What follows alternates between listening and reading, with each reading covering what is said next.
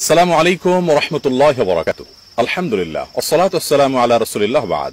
সুপ্রিয় দর্শক শ্রোতা ভাই বোন, আজ আমরা আপনাদের সঙ্গে এমন একটি আমলের কথা শেয়ার করতে চাই যে আমলটি অত্যন্ত সহজে করা যায়, অথচ এর সওয়াব অফুরন্ত। সুনানে নাসাই এবং আবু দাউদে বর্ণিত হয়েছে যে নবী করিম সাল্লাল্লাহু আলাইহি ওয়াসাল্লাম তার বাসা থেকে একবার ফজরের সালাতের জন্য বের হয়েছেন। তিনি তার সহধর্মিণী উম্মুল মুমিনিন জুয়ারিয়া রাদিয়াল্লাহু তাআলা আনহাকে ওই অবস্থায় জায়নামাজে দেখতে পেয়েছেন। এই অবস্থা তার স্ত্রীকে রেখে তিনি মসজিদে চলে গেলেন ফজরের সালাতের জন্য। ফজরের সালাত আদায়ের পর তার অন্যান্য আমল ইত্যাদি সেরে বেশ দীর্ঘ সময় অতিবাহিত হওয়ার পর, অনেকটা সালাতুদ দুহা যে সময়টা, সে সময়ের আগে পরে তিনি বাসায় এলেন। এরপর এসে দেখতে পেলেন যে তার সহধর্মিণী উম্মুল মুমিনিন জুয়ারিয়া রাদিয়াল্লাহু তাআলা আনহা ওই অবস্থায় জায়নামাজে বসা। তখন তিনি অবাক হয়ে জিজ্ঞাসা করলেন, তোমাকে যে অবস্থায় রেখে গেছি তুমি সেই অবস্থায় কি জানামাজে বসে আছো, অর্থাৎ পুরো সময় ধরে জিকির আজকার দোয়া দুরুদে মাশগুল আছো? তখন তিনি বললেন যে হ্যাঁ, আমি এই অবস্থায় বসে আছি সেই তখন থেকেই। নবী করিম সাল্লাল্লাহু আলাইহি ওয়াসাল্লাম তখন তাকে বললেন যে তুমি দীর্ঘ সময় ধরে যত আমল করেছো বসে বসে, আমি যাওয়ার পর বাসা থেকে 4টি বাক্য 3 বার পাঠ করেছি।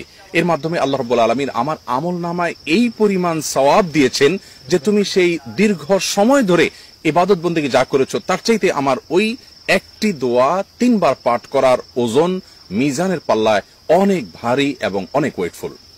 নবী করিম সাল্লাল্লাহু আলাইহি ওয়াসাল্লাম তারপর তাঁর সহধর্মীকে সেই দোয়াটি শিক্ষা দিলেন। সেটি হলো সুবহানাল্লাহি ওয়া বিহামদিহি আদাদা খালকি ওয়া রিদা নাফসি ওয়া জিনাতা আরশি ওয়া মিদাদা কালিমাতি। দোয়াটির অর্থ হলো সুবহানাল্লাহি ওয়া বিহামদিহি আদাদা খালকি, পবিত্রতা জ্ঞাপন করছি আল্লাহ তাআলার এবং প্রশংসা জ্ঞাপন করছি আল্লাহর জন্য তার যত সৃষ্টি আছে তার সংখ্যার পরিমাণে। আল্লাহর সৃষ্টির সংখ্যা কত আছে, কি পরিমাণে আছে সেটা আল্লাহ তাআলা ভালো জানেন।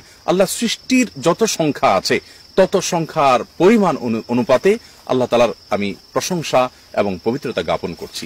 ওয়ারিদা নাফসি, এবং আল্লাহ তাআলা তিনি যত পরিমাণে সন্তুষ্ট হবেন তার সন্তোষের পরিমাণে, তিনি তার যত বান্দার উপরে সন্তুষ্ট হবেন তার যত সংখ্যা হবে সেই পরিমাণে আল্লাহ তাআলার পবিত্রতা এবং প্রশংসা জ্ঞাপন করছি।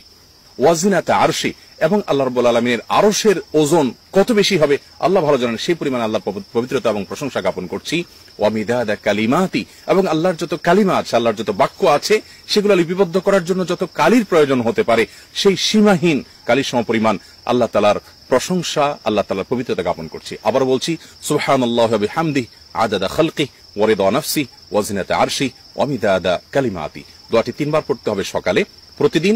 আল্লাহ রাব্বুল আলামিন দীর্ঘ সময় ধরে এক জায়গায় বসে দোয়া জিকির আজকার করার যে পরিমাণ সওয়াব হবে তার চাইতে ওয়েটফুল, তার চাইতে ভারী সওয়াব আল্লাহ তাআলা মিজানে পাল্লা আমাদেরকে দান করবেন এই দোয়া নিয়মিত পাঠ করার মাধ্যমে। অতএব এই হাদিসের উদ্দেশ্য কি আমরা এটা না বুঝি যে শুধুমাত্র এই দোয়া 3 বার পাঠ করলেই সকাল সন্ধ্যা আর আমাদের কোনো আমল করার প্রয়োজন নেই, বরং অন্যান্য আমলের পাশাপাশি এই আমলটি আমাদেরকে অনেক দূর এগিয়ে যেতে সাহায্য করবে জান্নাতের পথে। আল্লাহ তাআলা আমাদের সকলকে নেক এবং ভালো কাজে প্রতিযোগিতার সাথে অগ্রসর হওয়ার তৌফিক দান করুন। আসসালামু আলাইকুম ওয়া রাহমাতুল্লাহি ওয়া বারাকাতুহু।